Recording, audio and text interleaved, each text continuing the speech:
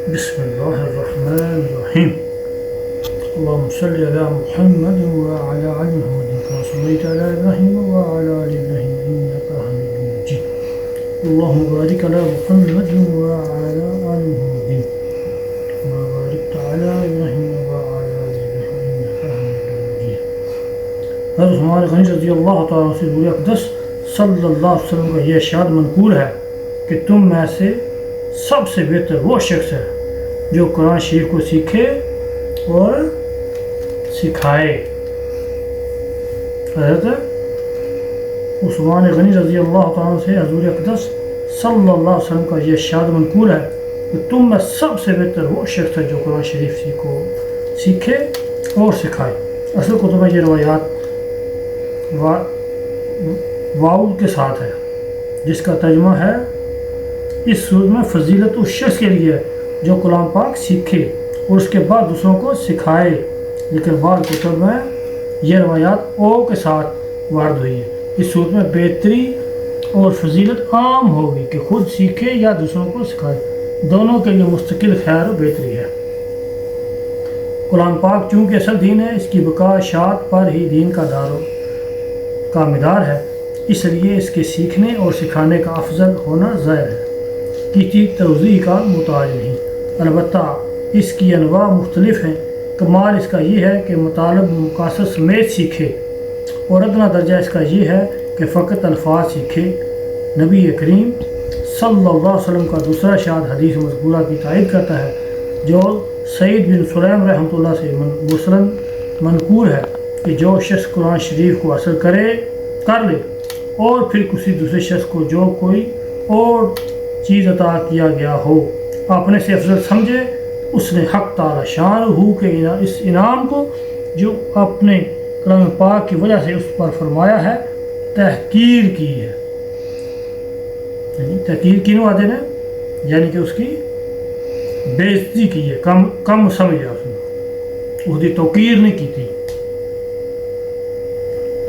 اور کھلی ہوئی بات ہے کہ جب کلام پاک سب کلاموں سے افضل ہے جیسا کہ مستقل حدیث میں آنے والا ہے، تو اس کا پڑھانا یقیناً سب چیزوں سے افضل ہونا ہی چاہیے۔ ایک دوسری حدیث میں مولا علی قاری رحمۃ اللہ سے نقل کیا ہے کہ جس شخص نے کلام پاک کو حاصل کر لیا اس نے علوم نبوت کو اپنی پیشانی میں جمع کر لیا۔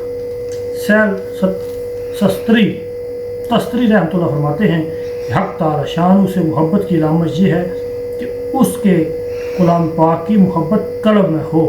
شرع احیاء میں ان لوگوں کی فہرست میں جو قیامت کے ہولناک دن میں عرش کے سائے کے نیچے رہیں گے، ان لوگوں کو بھی شمار کیا ہے جو مسلمانوں کے بچوں کو قرآن پاک کی تعلیم دیتے ہیں۔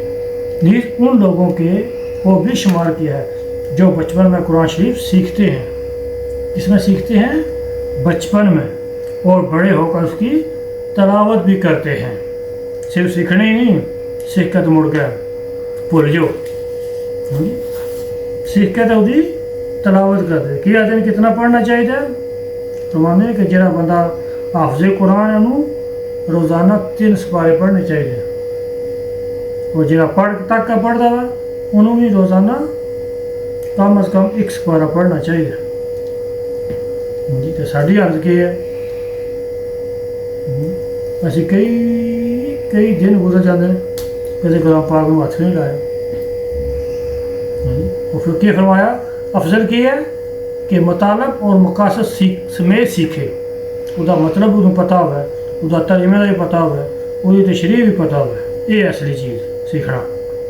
ہاں جی تو پھر نہیں سیکھے کس نیت نال کہ ہوں اس میرے پر عمل ہی کرنا ہے، یہ نہ سیکھ کر سور ہوا بلکہ خود سیکھے۔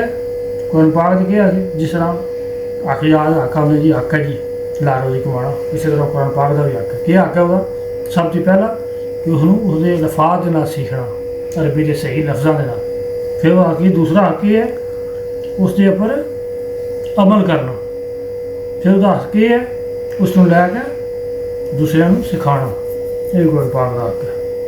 اللہ پاک سے دین سمجھتا فرما دے۔ سبحانک اللہم وبحمدک اشہد ان لا الہ الا انت استغفرک واتوب الیک۔